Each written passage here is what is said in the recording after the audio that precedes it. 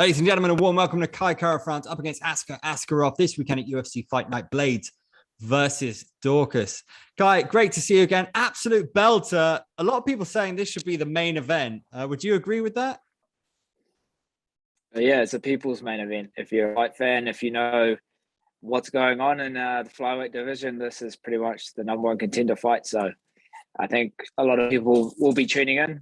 It's on ESPN, free to air, and ready to go. So I can't wait for the challenge. Big challenge in front of me, but more than ready. You put the work in to get here, from MMA to fighting in China, all around the world. Is this what you envisioned when you were a kid or when you were coming up? Like these kind of fights? Oh, definitely. Yeah, definitely. It's a long time coming. It hasn't just been, 10-week camp. It's been a 10-year long camp, all those experiences living in Thailand, fighting around Asia, fighting on cruise ships, pretty much anywhere, just taking it all in. It's all learning experience, win or lose. And actually found my feet. And now I'm in the UFC fighting the best guys in the world, taking out former champions.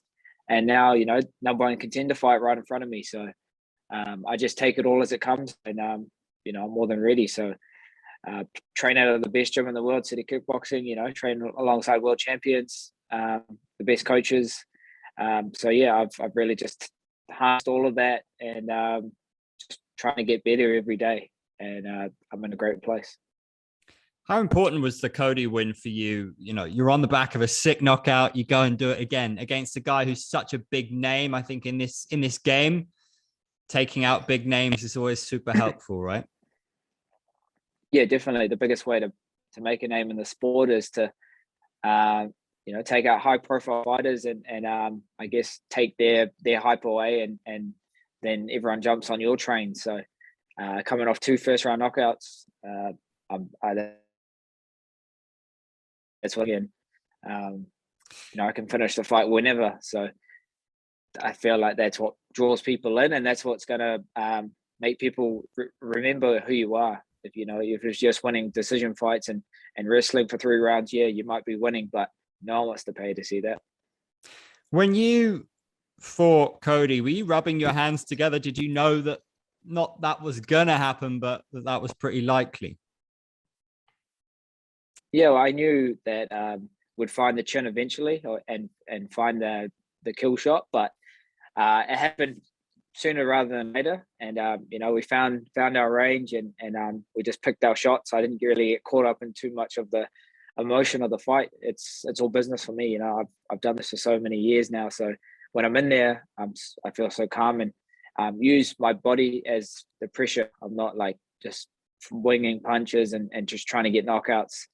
Usually that doesn't happen when you do that. So when I was in there, I just felt so calm and let the fight play out naturally, and then that's when the finishes happen naturally. So great way to kind of set 2022 up. Taking out a former champ on one of the biggest cards of the year in Vegas, back with a crowd. So now we're fighting in Ohio in front of another crowd.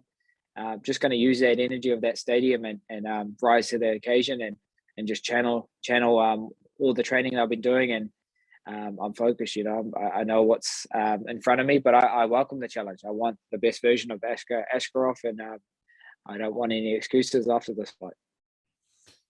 A lot of people say a lot of different things about UFC fighter pay, but maybe you're an example of like what Dana White thinks fighters should do, because you've gone out there, you got 4 bonuses. I suppose you do get paid if you're exciting, but then you got people like Paddy Pimblett only on 12 and 12.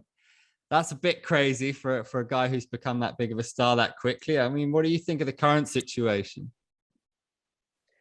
Yeah, that's the thing about fighting in the UFC. The potential to make money is there. You just got to fight. You got to fight and earn your worth, and eventually, when you're in a good position after a few fights in the UFC, then you're in the ball's in your court. So for I've got teammates that are the second highest paid athlete in the UFC, Israel. He didn't really ask for too much until it was the right time, and that's what you got to do. You got to make noise and you got to fight in the UFC. And once you do that, then the UFC will jump on board and they'll pay you what you think you're worth. So you just got to put your head down and I guess not not to say you're not going to make money, but you just have to, show what your worth is, and you got to turn up. Take a few fights on short notice. Show that you're just keen to get in there, and eventually the money will come. If you're just chasing money, you're gonna butt heads with the UFC. But if you're here to fight, this is a great place to be. So, I could have, just taken a bit of a layoff after my last fight against Cody, taken out a former champ, winning a bonus. But pretty much when I left Vegas a week later, I had a fight booked. So that's where my head's at. I'm here to climb the ranks and earn a title shot. I'm not going to wait around and just wait for it to happen. It's something that, the UFC don't like when guys just sit around and think that it's going to get given to them. They want people to go out there and take it and show why they deserve a title shot and deserve why they deserve to get paid the way they work that they think they should be earning. So I feel like that's what he needs to do as well. I was speaking of Manel Cup, Style Boy, the other day. He says that Askarov's a future champion, just in general, because you've just been training with him. Is there an argument that you're fighting the toughest guy in the division, do you think? Yeah, I guess if he is, I welcome that. I welcome that challenge. I want to fight the best version of him. And then, like I said before, after I beat him, there's no excuse for me not to get a title shot. Even though, he hasn't been finishing fights, he's still been beating a lot of top guys in the division. Manel Cup can gas him up as much as he wants, but I train with the best guys in the world. I've got 2 world champions in my gym, which I train with on the daily. I've got 8 guys in the UFC. We've got so much looks that we can pull from at our gym. We've got elite wrestlers, elite strikers, elite jiu-jitsu guys. So I bring in a wealth of different looks and different knowledges that I pull from. So many great men around me that I've got so much knowledge to give me and to learn off. So I'm just an open book, and I'm just taking as much as I can. So that's always my mindset of martial arts. In this fight game, just absorb as much as you can and harness it and use what you can. So I welcome the challenge, and this is a new skill that I'll be fighting. An elite wrestler, and takes me back to my days of training in Thailand when we'd get so many of these Russian guys coming through the gym, and they just love to throw down and high intensity and high pace sparring. So it's going to kind of be a throwback to my times in Thailand. So I welcome it. Will you be back there at all? You've got guys like Peter Yan still there, and they got Fiziev there. They've got some killers. Kamzat was just there as well. Are you planning to have a little working holiday at any time? Yeah, so our good friends George and Bangtao Hickman, they've opened up a new gym called Bangtao. So their premieres, I think the premiere openings end of April. So I've said that I'd love to go out and have a visit and go catch up with everyone. I'm good friends with a lot of the guys still out there. It's something that's on my bucket list. Obviously, if this pandemic in the last 2 years, I haven't been able to go out there. But yeah, I'd love to take the family and go out there for a little, training holiday and change the scenery. I've been in Thailand for about 4 years, so it was my home away from home for quite a while. So it's been a while since I've been back. So it'd be cool to kind of see old faces and old friends and go back to my old stomping ground.